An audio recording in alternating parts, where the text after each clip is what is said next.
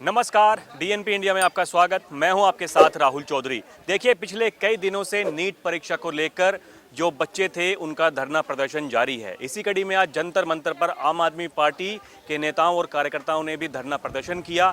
उन्हीं में से कुछ हमारे साथ में मौजूद हैं, इनसे बात करते हैं और जानते हैं कि किस मुद्दे को लेकर के धरना प्रदर्शन कर रहे हैं और क्या मांगे। जी मैडम, क्या नाम है आपका? सर, मेरा नाम निवेदिता विकास गुप्ता है। मैं मादीपुर विधानसभा से हूँ, गिरीसोनी जी के यहाँ से। और हमें कोई खुशी नहीं हो रहा है सर कि इतनी हार्ड धूप में हमको धरना प्रदर्शन करने आए हैं, लेकिन कहीं ना कहीं हम लोग बहुत ज़्यादा दुखी हैं कि देश का सबसे बड़ा एग्ज़ाम जो नीट का एग्ज़ाम है और उसमें भी क्या हो रहा है, इतनी धांधलियाँ हो रही हैं, पेपर लीक हो रहा है, क्या क्या सुनने को मिल रहा है। तो हम लोग बहुत दुखी हैं कि ये क्यों हो रहा है, नहीं होना चाहिए ना। और इस नीट के एग्ज़ाम में ना जाने कितने बच्चों के साथ साथ उनके माँ बाप के भविष्य जुड़े होते हैं, वो कितने कर्ज लेके अपने बच्चों को एग्ज़ाम में बैठाते हैं और यहाँ वो कितने स्ट्रगल के साथ अपने बच्चों को एग्ज़ाम में बैठाते हैं और उन्हें बाद में पता चलता है कि पेपर लीक हो गया या 67 बच्चे एक साथ 720 नंबर ले आए एक ही रैंक के। तो कहीं ना कहीं डाउटफुल तो लगता है सर ये एग्ज़ाम। जी, मामला सुप्रीम कोर्ट के संज्ञान में भी है। सुप्रीम कोर्ट ने आज भी इस पर सुनवाई की टिप्पणी दी। उन्होंने कहा है कि देखिए, एकदम पारदर्शी तरीके से जांच होनी चाहिए और जो भी इसमें डिफॉल्टर्स हैं उनके ऊपर कार्रवाई होनी चाहिए। लेकिन एक बात देखिए, कहीं ना कहीं ये भी तो बात संज्ञान में आती है कि जिस तरह से मतलब ये सारी बातें हुई कि जो काम नहीं होना चाहिए था वो काम होता है। लेकिन क्या, मैं आपसे ये जानना चाहता हूं कि जब सुप्रीम कोर्ट के संज्ञान में मामला चला गया है तो क्या सुप्रीम कोर्ट से आपको उम्मीद नहीं है कि वो अच्छा कुछ डिसीजन देंगे इस मामले में? अगली सुनवाई जो है वो जुलाई में होगी। नहीं सर, सुप्रीम कोर्ट पे हमें पूरा विश्वास है, वो जो भी डिसीजन लेंगे अच्छा लेंगे और सही लेंगे। सबसे बड़ी बात सर, हम लोग राजनीति करने नहीं आए हैं, हम लोग कोई बेवकूफ़ नहीं है कि धूप में इतना जलने आए हैं। लेकिन कहीं ना कहीं हमें भी अपने बच्चों का बहुत चिंता है। जो नीट के एग्ज़ाम में पूरे देश में होता है एग्ज़ाम, जो हमारे ये इसी नीट के एग्ज़ाम के द्वारा एम्स में और सभी जगह पे एडमिशन होता है बच्चों का, और वहीं पे जब ये हो रहा है तो कहीं ना कहीं बिना आग का तो धुआं उठता नहीं है ना सर। कुछ तो गलती है, कोई तो बात है सिस्टम में। कहीं ना कहीं कोई ऐसे लोग बैठे हैं जो कि पेपर को लीक कर रहे हैं पैसे के लिए, कुछ तो गलत है, तो जाँच होनी चाहिए। मेरा नाम गुरमीत कौर है। हम लोग यहाँ पे एक सोशल वर्कर हूँ, उस नाते मैं यहाँ पे आई हूँ क्योंकि यहाँ पे जिस ढंग से ये नीट के एग्ज़ाम को लेके पेरेंट्स जो इतनी गाढ़ी कमाई करते हैं और अपने बच्चों के भविष्य को लेके चिंतित होकर उनके लिए इतनी मेहनत से ये सब करते हैं, और जब हम देखते हैं कि बच्चों के साथ खिलवाड़ हो रहा है, उनके भविष्य के साथ खिलवाड़ हो रहा है, और वो भ्रष्टाचार जिसके लिए अभी आम आदमी पार्टी के लोग भी हम लोगों ने उनको भी कई बार सपोर्ट किया कि जो इसके खिलाफ आवाज़ उठाते हैं। आज भी इनका प्रोटेस्ट था और आज भी हम लोग सब साथ में हैं। क्योंकि अगर शिक्षा मंत्री ये कहेगा कि ऐसा कुछ हुआ ही नहीं है, इसका मतलब शिक्षा मंत्री अपने आप को बचाने के लिए ऐसा कह रहे हैं। क्योंकि आपको भी पता है, जब कोई भ्रष्टाचार होता है इस तरह का 1 करोड़ या 1.5 करोड़ जो दे के एक साथ इतने बच्चे इतने मार्क्स के साथ आते हैं, जबकि वो नीट जैसा एग्ज़ाम जिसमें बहुत कम बच्चे होते हैं, और ऐसे में वो आते हैं इकट्ठे, मतलब अपने आप में एग्ज़ाम बताता है, उसका रिजल्ट बताता है कि ये धांधली हुई है।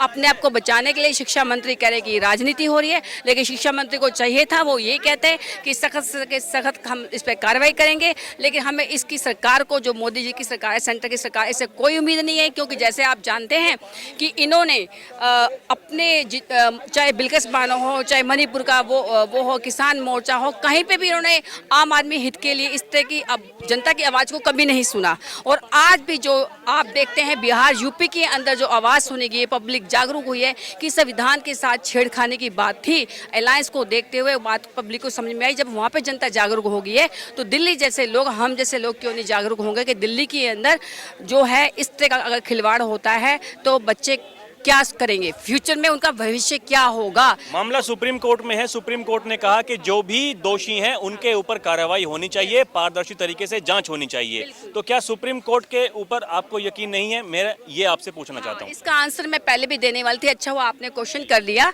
मैंने आपको अभी कहा कि चंडीगढ़ के अंदर जो जिस ढंग से लोकतंत्र की हत्या हुई, उसके बाद सुप्रीम कोर्ट का फैसला आया और उन्होंने सही फैसला किया।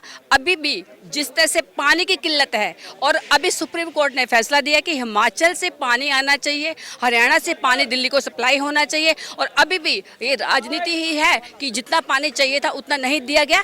तो कोर्ट के फैसले से हमें उम्मीद है, हम उससे उम्मीद कर सकते हैं कि वो पब्लिक के लिए न्याय करेंगे। और उसी उम्मीद के सारे हम लोग ये आवाज़ आपके माध्यम से पहुंचा रहे हैं कि आगे जाए और ये बच्चों के साथ, उनके पेरेंट्स के साथ और देश के अच्छी पोस्टों के ऊपर अच्छे लोग आके अच्छा काम कर सके, उसके लिए हम लोग आज जंतर मंत्र पे खड़े हैं।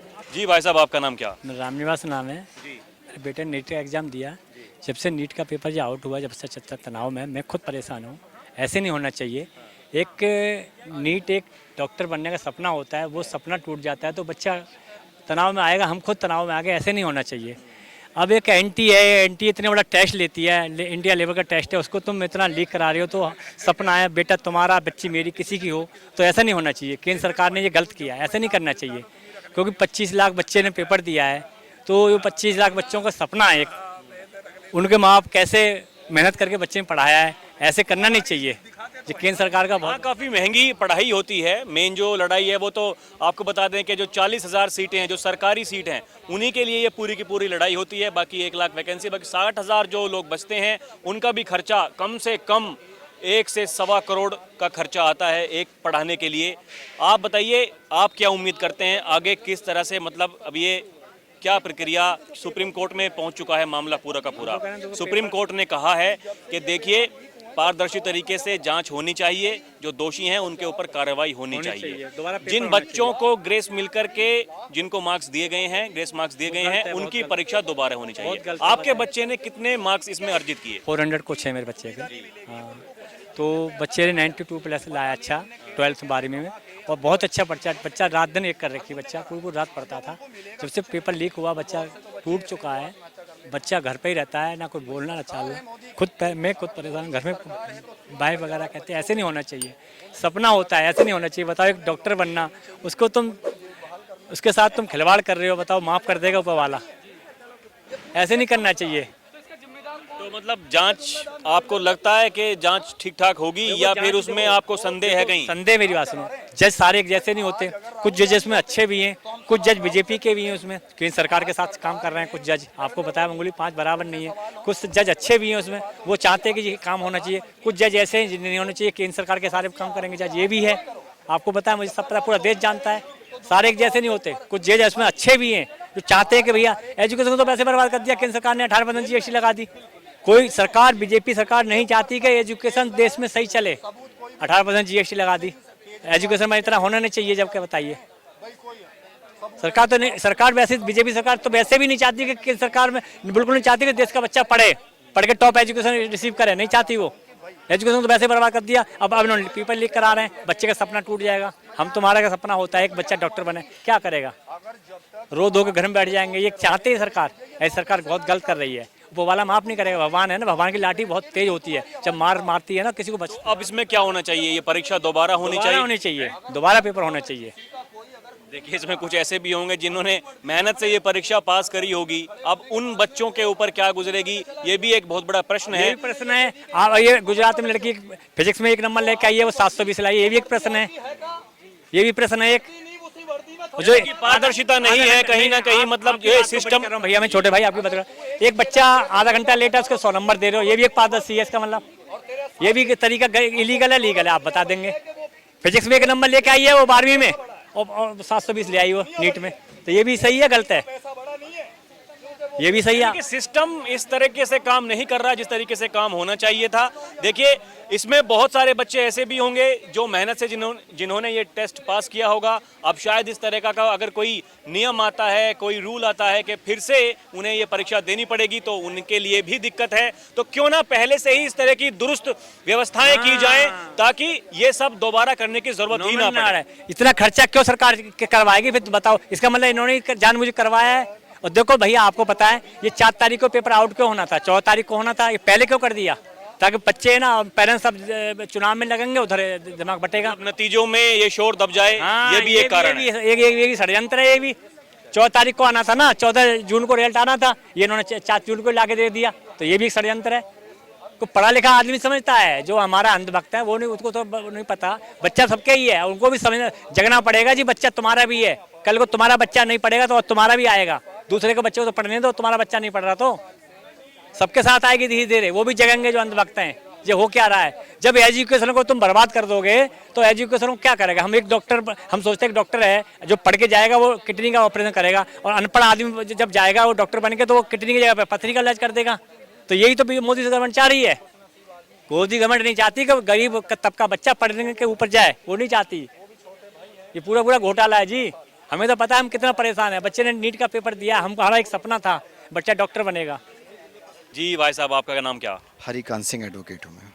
आप किस तरह से देखते हैं आज यहाँ पर धरना करने की, जंतर मंतर पर क्या आवश्यकता आपको लगी जिस वजह से आप यहाँ पर आए, और ये परीक्षा में जो धांधली है उसको लेकर के धरना कर रहे हैं, क्या आवश्यकता थी? देखिए, जब बच्चों का भविष्य खतरे में हो तो अपने बच्चों के लिए कौन नई सड़कों पे आएगा, ये बताइए। ये पार्टी का वो नहीं था, ये बच्चों के लिए, इस हिंदुस्तान का जो भविष्य है, जो कल को डॉक्टर बनेंगे, ये उनका भविष्य खतरे में है आज। तो उसकी वजह से सड़कों पे आना पड़ा है, आज प्रदर्शन करना पड़ा है। आप ये देखिए, बीजेपी क्यों नहीं प्रदर्शन कर रही है? पार्टी तो वो भी है, लेकिन उनकी सरकार है, क्योंकि घोटाला उन्होंने किया है। उन्होंने, उनके कहीं ना कहीं मंत्रियां सारे लिप्त हैं इसके अंदर में। मैं इसलिए कहूँगा क्योंकि नरेंद्र मोदी जी क्यों नहीं आवाज़ उठा रहे हैं, क्यों नहीं बोल रहे हैं? बच्चों के साथ में है, इस देश के बच्चों के साथ में है, तो आप बोलिए सीबीआई जांच होनी चाहिए, क्यों नहीं कर रहे हैं? लेकिन वो कहीं ना कहीं ये घोटाला, और मैं बताऊं ये व्यापम घोटाले से भी बड़ा घोटाला अब निकल करके आएगा ये। और जिस दिन इसकी परतें खुलनी स्टार्ट होंगी और खुलेंगी, तभी इस हिंदुस्तान के सारे बच्चों से मैं ये बात कहूँगा, बेटा सब लोग सड़कों पर आ जाओ, चाहे वो 11th में पढ़ रहा हो बच्चा, चाहे 12th में पढ़ रहा हो, चाहे वो किसी 12th करके किसी और एग्जाम की तैयारी कर रहा हो। क्योंकि ये इन्होंने जो है एक तरीके से ये प्रोपोगंडा फैला रखा है कि कोई भी एग्जाम हो उन्हें पेपर लीक कर दो, उन्हें कहा ये घोटाला कर दो। आप ये देखिए, जो बच्चा पटना में है, पटना वाले का गुजरात में सेंटर डालने का क्या मतलब है? सिंपल से पटना वाला अपना कोई भी एग्जाम हो अपना होम टाउन भरता है बच्चा, अगर जो भी उस नियर अबाउट होता है उसके, लेकिन वो कहीं ना कहीं सेटलमेंट के तहत वो वहाँ पर आया है।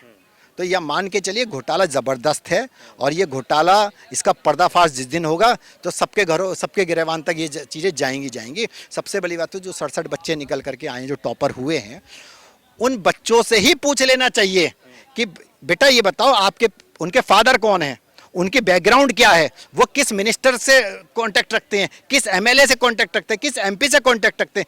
जब ये चीज़ें खुलती चली जाएंगी, जैसे सीबीआई लगती है केजरीवाल के पीछे लगी, उन्हें केजरीवाल के पास तो कुछ मिला नहीं, लेकिन अब जब खुलती चली जाएंगी, पीछे तक पढ़ते, तो अपने आप सारी चीज़ें निकलती चली जाएंगी।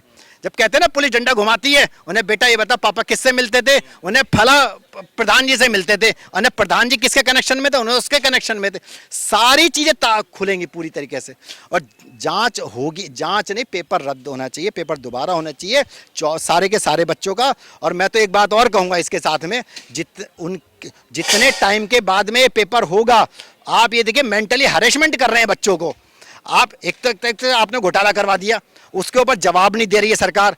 दूसरी बात, जितना भी खर्चा होगा बच्चों का वो गवर्नमेंट को देना चाहिए भाई। उसके आप ये देखिए, खाली बच्चा मेंटली हरेसमेंट नहीं हो रहा है इस समय, मदर हो रही है, फादर हो रहे हैं, घर में जितने फैमिली मेंबर्स हैं वो सारे हरेसमेंट हो रहे हैं। आप उनका खामियाजा कौन भुगतेगा ये बताइए मेरे को। हर इलेक्शन सरकार आज की डेट में ठेकेदारी के तौर पे काम कर रही है, कॉन्ट्रैक्टर के तौर पे, तो वही चीज़ें इन्होंने अपना ली हैं, इसके अलावा कुछ नहीं करना है इन्होंने। जी, आपका नाम क्या है भाई साहब? प्रशांत यादव, स्टेट स्पोक्स पर्सन आम आदमी पार्टी, उत्तर प्रदेश।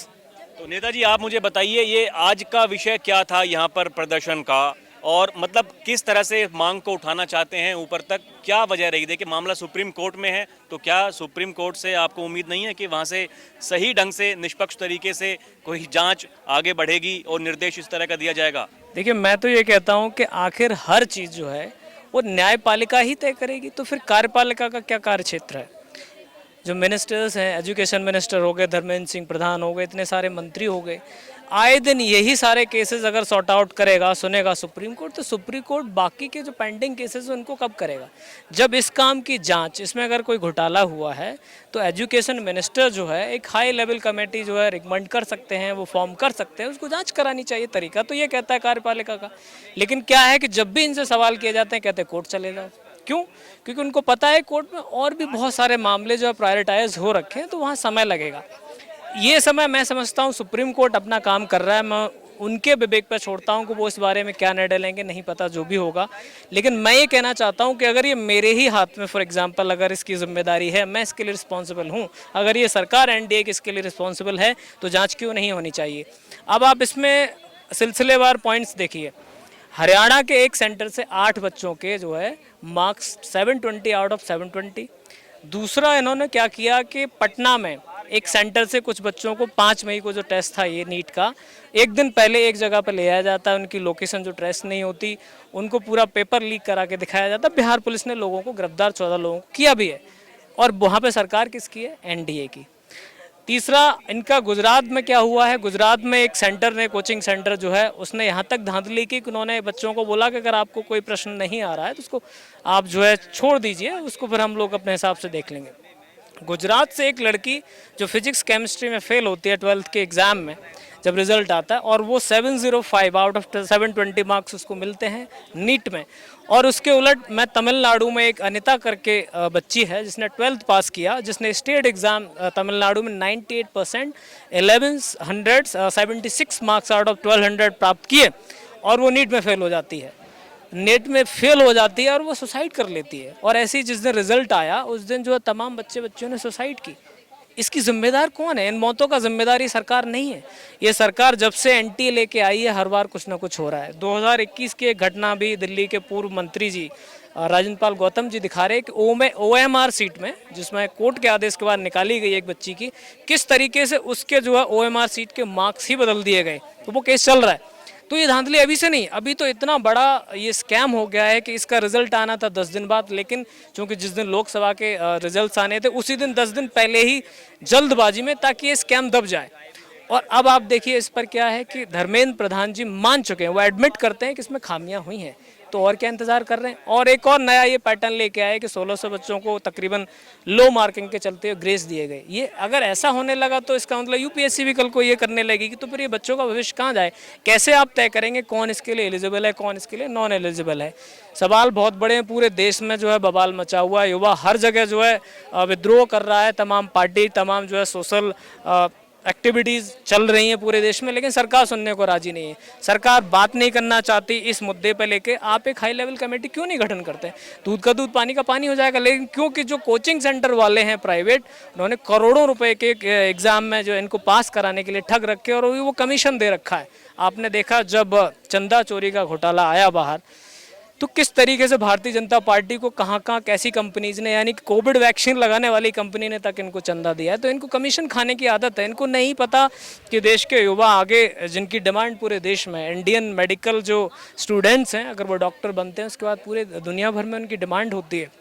उनको परवाह नहीं है। वो सिर्फ ये चाहते हैं कि कैसे भी करके इस देश के शिक्षा व्यवस्था को ध्वस्त कर दिया जाए, ताकि ये लोग पढ़े नहीं तो आगे बढ़ेंगे नहीं, और हमारी इसी तरीके के जो है इसी फॉर्मूले में पूरे देश को जो है शिक्षा की उसमें झोंक दिया जाए आग में, और इनसे पकौड़े तलाए जाए। मोदी जी कहते हैं, उनकी पार्टी कहती है हमारे ऑफिस के बाहर पकौड़े तलेंगे, वह रोजगार देंगे, वो मना नहीं कर रहे। लेकिन बेशर्मी के आप हद देखिए, रेल मंत्री जिनके कार्यकाल में सबसे ज़्यादा रेल घोटाले होते हैं, वो पीआर एजेंसीज को लेके अपने फोटो घुमाते हैं, बाइक पे चलते हैं, लेकिन वो कहते थे कि एक सुरक्षा कवच जिसे सेंसर होंगे, वो आपस में ट्रेन एक निश्चित डिस्टेंस पे रुक जाएंगी। वो कहाँ क्या सुरक्षा कवच? तो सिर्फ भारतीय जनता पार्टी एक जुमलेबाज पार्टी है। ये अपना कार्य नहीं करना चाहते हैं। इनकी अपने महाराष्ट्र की एनडीए सरकार भी इसमें जो है कह रही है कि एग्जाम एग्जाम होना चाहिए। तो इन्होंने कहा है कि जो ग्रेस के 1500 जो बच्चे हैं उनका एग्जाम हो, तो सबका क्यों नहीं होगा? क्यों नहीं बच्चों के भविष्य पर जो है संज्ञान लिया जा रहा है? आप देखिए जहां भी भारतीय जनता पार्टी की सरकार है, अभी 1 महीने से ज़्यादा का वक्त हो गया, डिम्पल मीना का एक केस चल रहा है। एक 12-14 साल की मूक बधिर बच्ची जिसके साथ निर्भया से भी बदतर जो है रेप हुआ, उसकी हत्या हुई। भजनलाल शर्मा की सरकार राजस्थान चुप बैठी है। वहाँ तमाम धरने हो चुके हैं, जारी हैं, और उनकी बेशर्मी के बाद उन्होंने उसके माँ बाप को ही जो है जेल में डालने की धमकी दी और उनको ही उसमें अक्यूज ठहरा दिया। तो ये सरकार किसी की नहीं सुनती, युवाओं की नहीं सुनती, किसानों की नहीं सुनती, जवानों को नहीं सुनती, बुजुर्गों की नहीं सुनती। और महिलाओं की बात करें तो मणिपुर आज भी चल रहा है। आरएसएस के जो है मोहन भागवत कह रहे हैं कि भाई Manipur should be the priority, लेकिन वहाँ मोदी जी नहीं जा रहे। मोदी जी इटली को गाली देते हैं। मणिपुर के ऊपर अभी बैठक की है अमित शाह जी ने, सबको बुलाया है और वहाँ कि कैसे उस चीज का सोल्यूशन हो सके उस पर काम किया जा रहा है। लेकिन कितना समय ये लगेगा? मामला बच्चों की जिंदगी का है, ये मामला दूसरे विषयों से अलग हो जाता है। विषयांतर अगर हम ना हो तो अच्छा रहेगा। मैं ये देखिए, ये बहुत बड़ा प्रश्न है और ये बात होनी चाहिए कि जिस तरह से जो कोई भी टेस्ट होता है अगर उसको दोबारा कराने की नौबत आती है तो ये बहुत गलत है, क्योंकि इसी परीक्षा में कुछ बच्चे ऐसे भी होंगे जिन्होंने मेहनत से ये टेस्ट दिया होगा, उनकी मेहनत बेकार गई और अगर दोबारा टेस्ट देना ये कराना पड़ता है तो ये नहीं होने चाहिए था। इस तरह की मैं इसका कभी भी समर्थन नहीं करता हूँ। देखिए, इसमें दो चीज़ें हैं। अगर नहीं भी होगी तो तमाम बच्चे, जो मैंने आपको उदाहरण दिया तमिलनाडु से उस बच्ची का, उसके लॉस की भरपाई कौन करेगा? वो तो बच्ची इस दुनिया को छोड़ गई ना।